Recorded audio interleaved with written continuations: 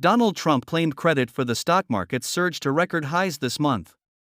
The former president said investors are betting he'll be re-elected this year and stocks will rise. Stocks have surged to record levels this year, not because of potential interest rate cuts or recession relief, but because investors are betting on Donald Trump to be re-elected, at least according to the former president. "This is the Trump stock market," Trump said in a Truth Social post on Monday. "Because my polls against Biden are so good that investors are projecting that I will win, and that will drive the market up. Everything else is terrible and record-setting inflation has already taken its toll," he continued. The benchmark S&P 500, tech-heavy Nasdaq Composite, and venerable Dow Jones Industrial Average have notched record highs in recent days. Trump appears to be taking credit for the market boom, in a bid to prevent it from boosting Joe Biden and the sitting president's re-election campaign. The reality TV star took a slightly different tack in December, however, complaining the rally was making rich people richer. Trump repeatedly boasted about rising stocks during his time in office, and warned in 2020 that electing Biden would trigger a stock market collapse the likes of which you've never had. In contrast to Trump's claims, many experts have attributed the striking rally to a brightening economic outlook. Stocks tumbled in 2022 as historic inflation spurred the Federal Reserve to raise interest rates from virtually 0 to more than 5% within 18 months. The hikes fanned fears of slower growth, a spike in unemployment, corporate bankruptcies, and even a full-blown recession. However, stocks rebounded strongly last year as the U.S. economy proved resilient to steeper borrowing costs, the pace of price growth slowed, and joblessness remained historically low. Rate cuts loom.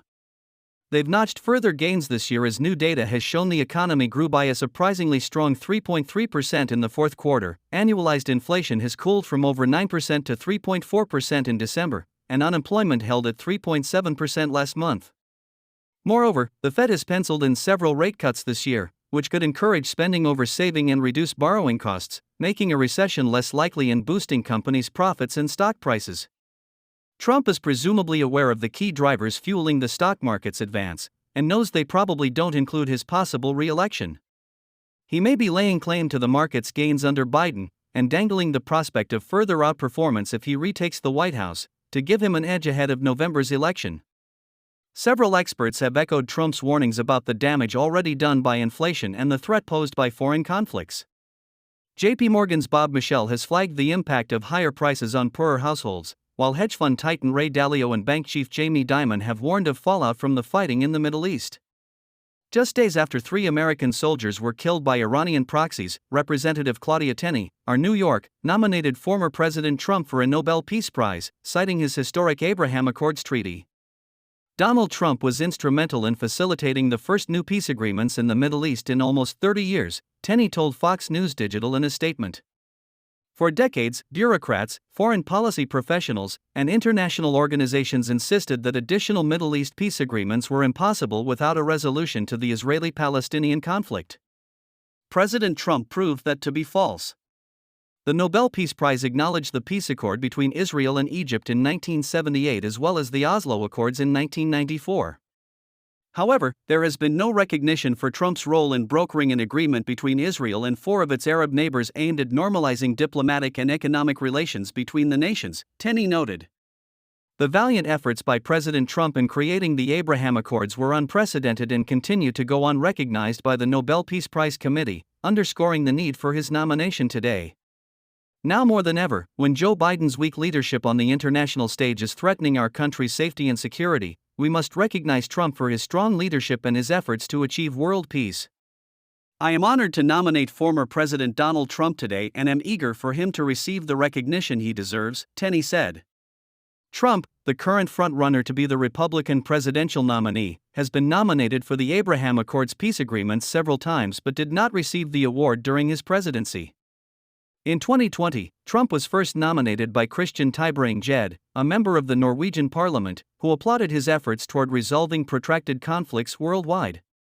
A few months later, Laura Huhtasaari, an MEP and a member of the right-wing Swedish Finns Party, wrote to the Nobel Committee to nominate Trump for the 2021 prize, in recognition of his endeavors to end the era of endless wars, construct peace by encouraging conflicting parties for dialogue and negotiations, as well as underpin internal cohesion and stability of his country.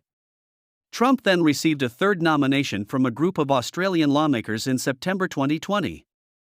What he has done with the Trump doctrine is that he has decided he would no longer have America involved in endless wars which achieve nothing but the killing of thousands of young Americans and enormous debts imposed on America, Australian legal scholar David Flint told Sky News Australia at the time.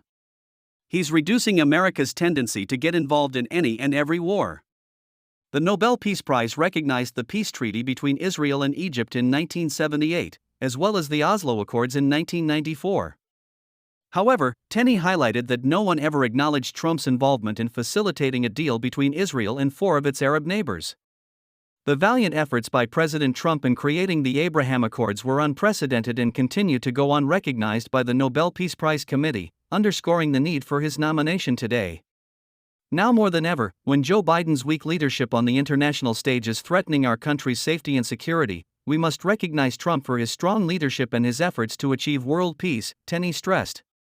Laura Huhtasaari, member of the right-wing Swedish Finns Party, nominated him for the award in 2021 in recognition of his endeavors to end the era of endless wars, construct peace by encouraging conflicting parties for dialogue and negotiations, as well as underpin internal cohesion and stability of his country, according to Fox News Digital. In 2020, a group of Australian parliamentarians nominated the former president for third time, citing his caution in putting the United States in wars. Several U.S. presidents have won the prize earlier, including Theodore Roosevelt in 1906, Woodrow Wilson in 1920, Jimmy Carter in 2002 and Barack Obama in 2009. In September 2020, Trump hosted Abraham Accords signing ceremony at the White House in attendance of Israeli Prime Minister Benjamin Netanyahu, UAE Foreign Affairs Minister Abdullah bin Zayed and Bahrain Foreign Minister Abdul Latif bin Rashid Al Zayani. These visionary leaders will sign the first two peace deals between Israel and the Arab state in more than a quarter century, he stated. In Israel's entire history there have previously been only two such agreements, now we have achieved two in a single month.